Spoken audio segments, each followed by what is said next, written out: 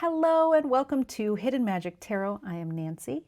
This video is part of my deck collection for 2026. I am sharing my entire collection, so my tarot, my oracle, my Lenormand, and my playing cards. This video will have all of my mass market oracle decks. I am not putting links to these in the description. I'd recommend just checking with your local bookstore or local metaphysical shop about getting them, and you can always just order them straight from the publisher. So I'm not going to provide links for these. Before we get started, I do want to say I am not actually an avid oracle reader. I love my oracle decks, and I use them in very particular ways, but I am primarily a tarot reader. So I have not been collecting a lot of oracle decks recently. I mostly, enjoy looking at them, but I know I'm not going to read with them very often, and so I'm not really spending my money on oracles these days. When I use an oracle, I use it in partnership with tarot, and I feel that I have enough oracles at this point that I really love using, that I'm not doing a lot of adding to my collection, though I love looking at them, and I am often very tempted by them. But my oracle deck collection is pretty stable at this point just because it's more of a partner to my tarot, which is my primary reading method. All right, let's get started on the collection.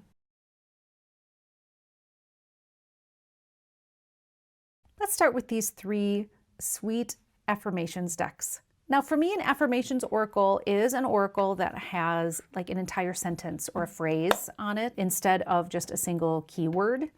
And I love these actually. I often will use these in patchwork readings, which I have a video about patchwork readings, which if I remember, I'll link that below. Or I use these as just a daily draw for some words of power for the day.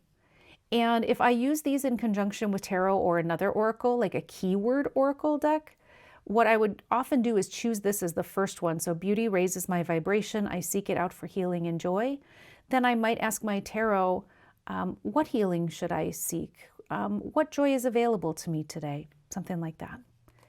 Oh, I didn't say, this is Moon Magic. This is my favorite of these three.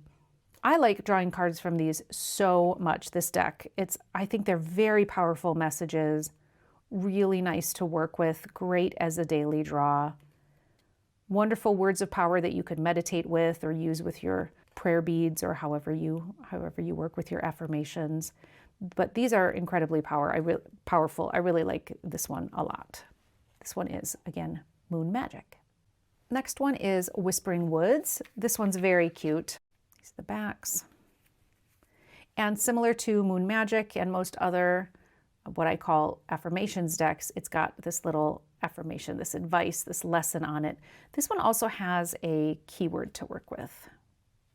But I mostly focus on the messages on this instead of the keywords because for me, I don't know what woods means. I know what resilient means, so I could use resilient and skip the message, but I don't know what woods means. So I usually just focus on the message with these. I like this deck a lot. It's nice to use, very clear messages. Again, I use these as similarly to the Moon Magic. It's a great daily draw. It's great in combination with other decks. It might be a nice, if you read for clients, it might be a nice way to leave the reading, just pull one of these as like a final message for them. This one again is Whispering Woods, and let's look at Secret Garden. This is a similar vein as the last one. It's got a keyword and then a key phrase underneath. Very similar, very similar. I love these little mini decks. I think they really pack a punch. They seem like they're just cute and sweet, maybe because of the size of them, but they really do have wonderful messages in them. These are great to have around. I really like having these at my work desk. I would take these with me, if, reading for somebody, just to have with me, just in case it felt like something we needed. But I mostly use them for myself with my patchwork readings or with my daily draw. And this one again is Secret Garden. This is the Fantod Pack. This is the silliest little oracle, and I love it to death. This is with art. This is Edward Gorey. If you've ever seen his books, I think you'll get the sense of humor in this deck. This oracle really is, for me, just for fun. It's really makes no sense in a lot of ways, Like the insects, what does the insects mean? So I have this oracle because I love this artist, not because it's a particularly useful deck. There's a lot of oracles that have keywords like this, and I generally shy away from them because I don't know what ladder means. I don't want to have to use the guidebook. I'm really much more drawn to oracle decks that have keywords that I can more easily work with, that mean something to me without the guidebook. And that's not to say that I don't read the guidebook and learn about what this creator put together for me, but in a reading, I want a keyword on there that really means something to me. I don't want to have to learn an entirely new system to be able to use it. But this deck is also just hilarious. So let's say we pulled the plant. Now we go to our guidebook. First of all, let it be known, it is not in any order. It is not numbered. It is not in alphabetical order. So you have to go through and find the plant by looking at every single one. These are all the possible things that the plant could mean. So again, I don't use this, to be honest, for serious readings. What I often do is I draw a card and then I roll some dice, and whatever comes up. So let's say I rolled 8. Then loose ends is my information. But it could also be writhing sickness, whatever that is, assailed credit, dissolution, scandal, worms, July, right? So this is just, for me, a really fun oracle.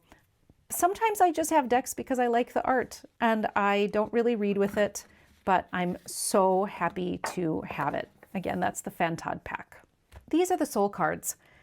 And these completely fly in the face of everything I just said about how much I like certain keywords and I don't like other types of oracles, because these have no keywords at all. There is no guidebook. There are no keywords. There is just art.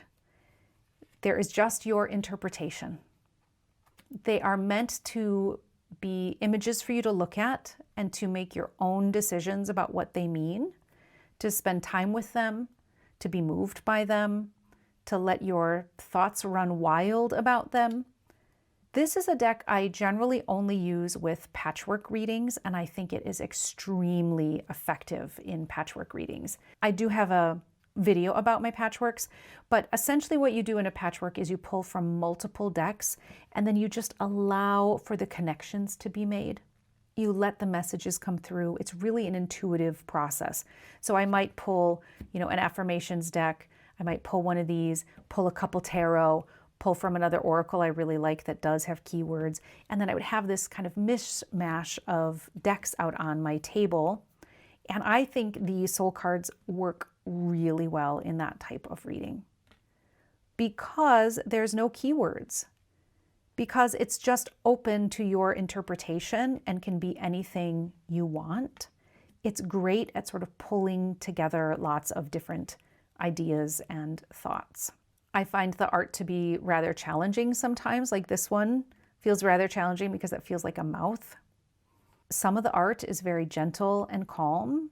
Some is rather abstract, but I really like using this in readings. I'm not sure I've ever just used it as an oracle all by itself.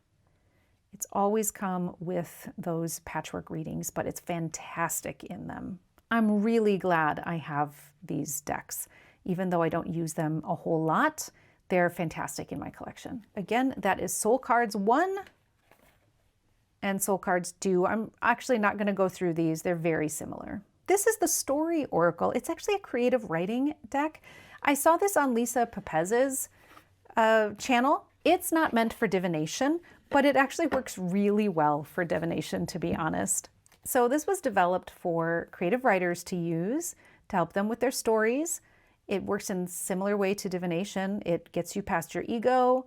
It makes you think of new things. It introduces randomness into something that does not feel at all random to you. It really functions in a very similar way as any other divination system would. And I think it's really fun to use, actually, even though it's not meant as a divination tool. Like this one, to be honest, if this comes up, I would have to really let the intuition fly because I'm not quite sure what that keyword might mean. And this art is really lovely, but it would really force me to get out of my logical brain and into my intuition. And it's, cute art, this I think it's called vector art. bright colors. I haven't used it very much, but again, it's like I said, I just stick with these, handful of oracles that I really, really love. And this one I just haven't pulled out very much, but it does work and it's easy, I think, to get your hands on. I haven't checked to see if it's still in print, but it's got a lot going for it and a lot to look at, a lot of really interesting keywords, key phrases in them. So something to think about, especially if you really love Oracle, is, some things that aren't marketed as Oracle decks work great as Oracle decks. And this is one of them you should consider. This is, again, the Story Oracle. This is Animal Apothecary, and this is one of my very favorite oracles. I reach for it constantly. It's the reason a lot of my other Oracle decks don't get used very much, to be honest. It's the backs. It's got a wonderful guidebook. Highly recommend reading the guidebook, but you don't have to, which is, I'll say it again, one of the things I really love in Oracle is when I don't have to read the guidebook to be able to use it. I can use this without the guidebook, but the guidebook really does add a lot more. I also think this art matches so many of my tarot decks, so that might be part of the reason I pull it out, is that it just looks really good with my other decks. Got great keywords here, beautiful art with a lot of symbols you can go off of. I think it's a tremendously good deck. It's also cardstock I like. It's easy to shuffle, easy to use. It doesn't clump together. It's the size of a deck I like. I don't do well with really big, oversized Oracle cards. I have kind of smaller hands, and so these tarot-sized Oracle work really well. Probably also because I usually read my Oracle with tarot, so having similar sized cards just works for me. But this deck, if you I like this art, if you're drawn to it, I highly recommend it.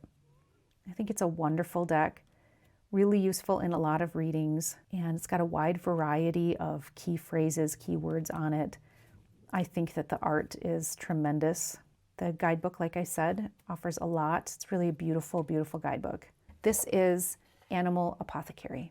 This is the Literary Witches Oracle, and it is a beautiful deck. It has beautiful art, but it's sort of all of the things that make an Oracle deck difficult for me to use. Let me show you. These are the backs. And there are sort of two sets of cards in here. There are the artists, these are the writers, the literary witches, and then there are the witches' tools. And in both cases, no matter which one of these you look at, I really don't know what to do with these in a reading without using the guidebook. Like, I can see that this says the intellect, but I have to learn about Anne Carson, and I don't really know Spider. I don't know what elixir means. This means stories, or Neil Hurston means story. So as much as I love this collection of artists, because I am a huge reader and I spent years trying to get books published, so having this is really my kind of topic, my theme. But I think this Oracle deck, as beautiful as it is, just is not very useful because I have to go into the book to understand it. So let's say I pull Rabbit. Also, let it be known, the witches' materials are not in any order. So you have to look through and find Rabbit.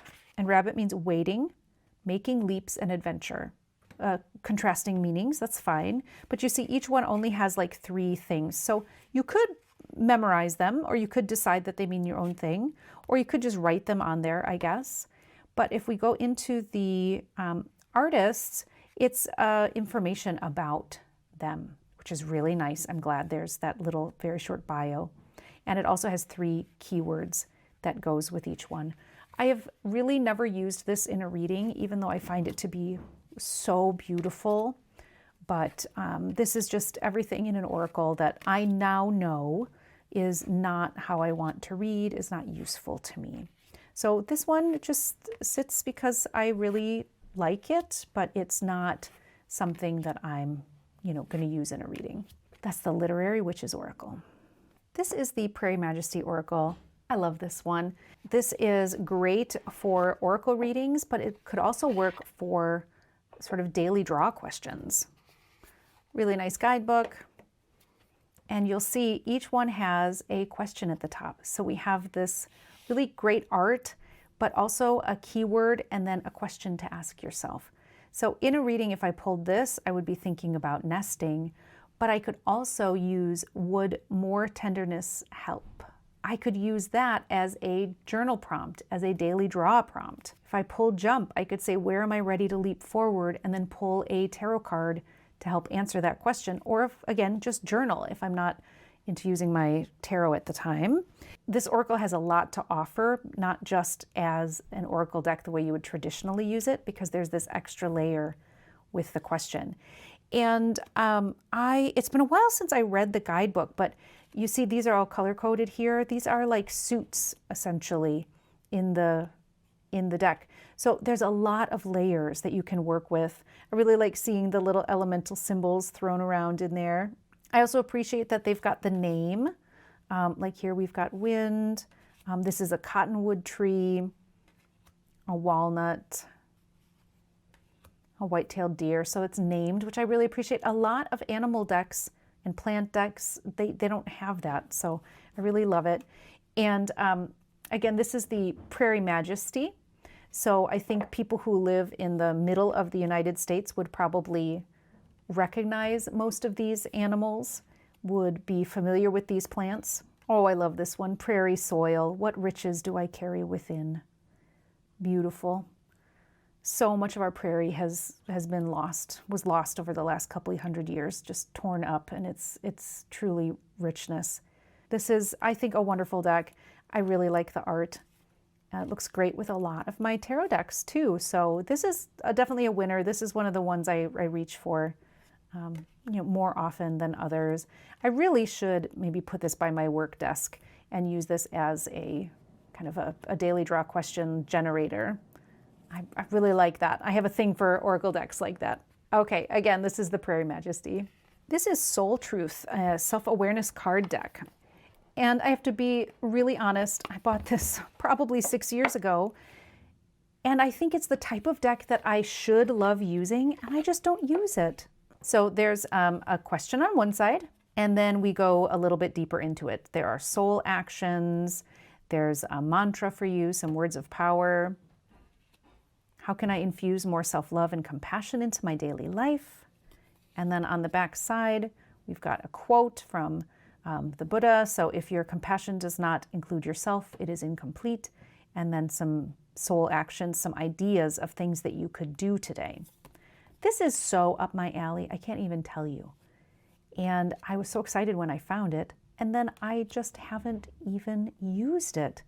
So I think maybe I just have to take it off the shelf. This would just be a really great question generator. Again, you could go through it face up like this and choose a question that you want to work with that day.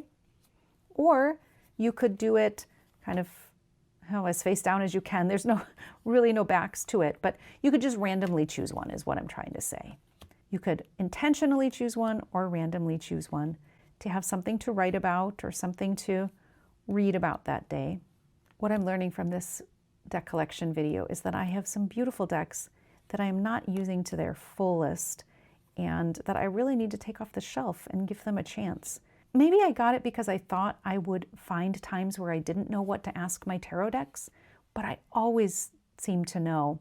And I've developed a really in-depth card of the year practice that involves a monthly reading from which I build daily draw and nightly routine questions. So I always have like a little catalog of questions to ask myself that apply to my monthly reading, which applies to my yearly theme that's based on my card. So I guess I haven't really taken the time to use these sort of random question generators, but a beautiful deck. So if you're thinking about something like that, I do recommend it. It's called Soul Truth Self-Awareness Card Deck. This is the Hedgewitch Botanical Oracle, and it comes in this very big box because it has a very big, very nice guidebook, but I just keep it in a little pouch because this, again, is a deck that works great for me because we have a nice expansive keyword. You are just going to see so many repetitive things. It's the size of a tarot deck. It's got an expansive keyword, and it also names the plant, which I love. And of course, the guidebook has so much more to offer than this, but I really appreciate an oracle that I can just use out of the box. I don't have to memorize a new system. And this one's really nice. I love plants. I like gardening. I think if you were really into plants and herbs, if you knew more about these plants, that would just be an additional amazing layer. You know, out of the box, you would just have so much more to work with than I do, because I don't know what they're used for, like with, you know, like natural medicine or anything like that. I don't really know the lore. I love plants, I love being around them, but I don't know their symbolism necessarily or how they're used. So if you have that information, I think this would be a really beautiful deck to use. You'd have a lot of, you know, deep and expansive knowledge about it, and you'd probably get a lot out of it that, you know, somebody who doesn't have that experience isn't getting out of it. But even without that experience, I find it really easy to use. It's a beautiful deck. It looks nice with my tarot cards. Yeah, and then the guidebook has a lot to offer. It's a really beautiful guidebook. So again, this is the Hedgewitch Botanical Oracle. This is the Oracle of the Radiant Sun. I do not keep my cards in this box because it's one of those like split the decks boxes. So I'll set that aside. This does come with a really nice guidebook. But again, this is a deck that I'm not sure you have to have the guidebook. What I mean by that is that I think the art and the keywords are enough to go on to really help me with my readings. However, this is an astrology-based deck, as you can see, if you probably recognize these symbols. So if I knew anything about astrology, there would be so many more layers to this deck. And if I really dove into the guidebook, there would be so many more layers. So it has a huge amount to offer people. It's just, I don't really work with astrology. I don't know anything about it. And you might be wondering, well, then why did you buy this deck? And it's because I like the art and I like the keywords. And it's huge. It's a ton of cards. I like the small size of the cards. The art is fantastic. The keywords are wonderful. I love using this deck along with my other tarot decks. It's amazing in a patchwork reading. It looks good with a lot of my decks. So I actually use this deck a lot, even though it is primarily a deck about astrology and about planets and everything there. And I don't have that knowledge, and I'm actually not all that interested in getting that knowledge. But it's my deck. I get to do what I want with it. I think it's a wonderful deck. Just know that if you want to dive into this system, or if you know astrology, you're going to get so much out of this deck that I can't really even speak to. And if you're not interested in that, you'll still get a lot out of this deck. I think it's really useful. And I'm so taken with the art, but fantastic deck, absolutely fantastic. Again, this is the Oracle of the Radiant Sun. This is the Moon Oracle. And this box is gigantic, and so I don't keep the deck in there, but it does come with a really nice guidebook. This is by the same folks who did the Oracle of the Radiant Sun, and I just really wanted to have both of these decks. I don't really work with the moon. I love the moon. I think she is so wonderful, but I don't know much about her. But I am so drawn to this art style.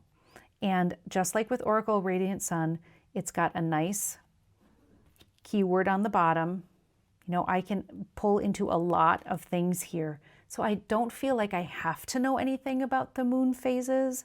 I'm sure if I did know, there would be another layer that I would be able to, enjoy this more. And if I really dove into the guidebook, there would be more layers that I could really enjoy more. But I still feel that I have a lot to work with between the art and the keywords.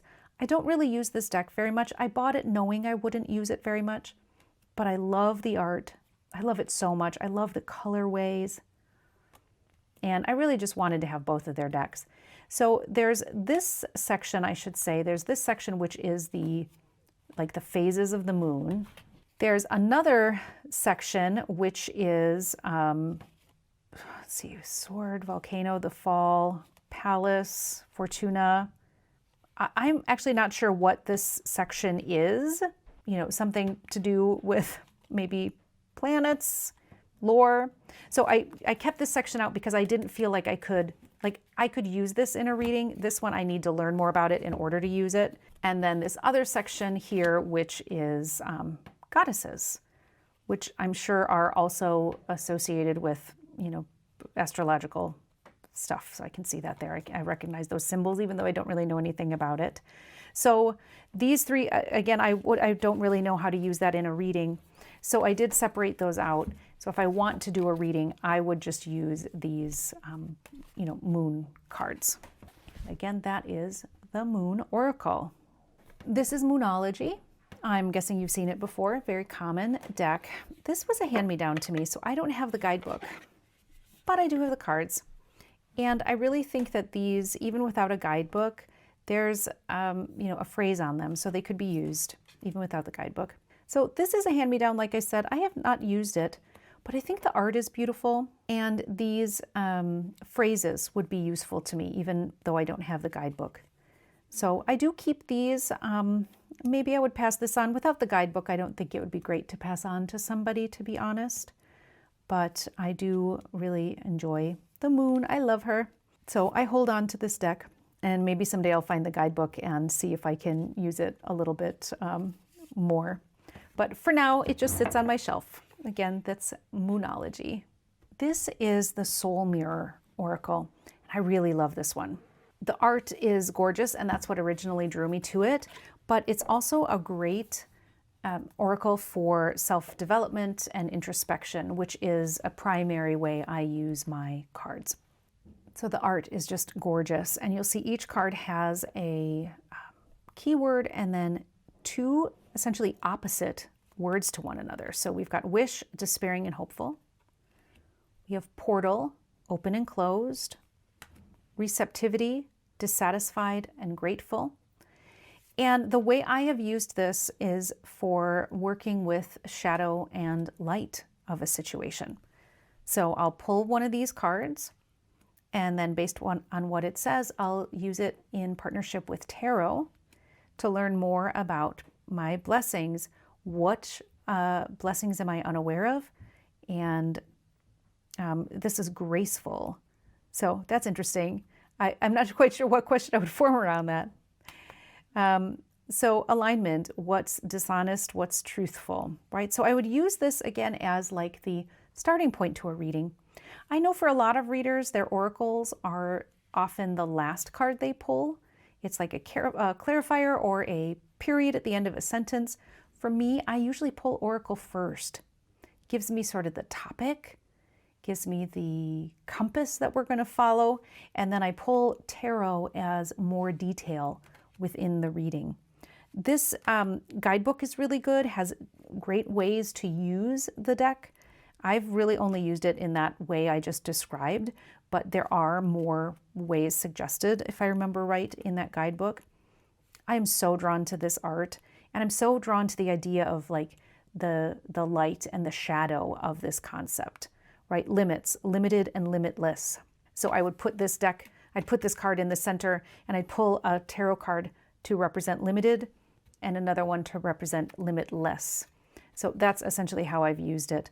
I think this is a beautiful deck for self-discovery, for introspection. So if you're into that and into using your cards for that, I would recommend this one. And again, it's called Soul Mirror. This is Dirt Gems, a lovely deck for people who love plants. It has an amazing guidebook, which I needed to read cover to cover and will likely need to read more, because this is a oracle deck that goes against how I usually like to choose my oracles. It has the name of the plant on it, and so unless I have it memorized what that is for, it's hard for me to remember. However, I will say if I decide to not be a perfectionist and forget that I'm supposed to know something about rosemary and that there's all this information in that guidebook, if I just let this art speak to me, I pretty much am always close to the guidebook meaning. The art is amazing in this deck. I love it. It really speaks to me.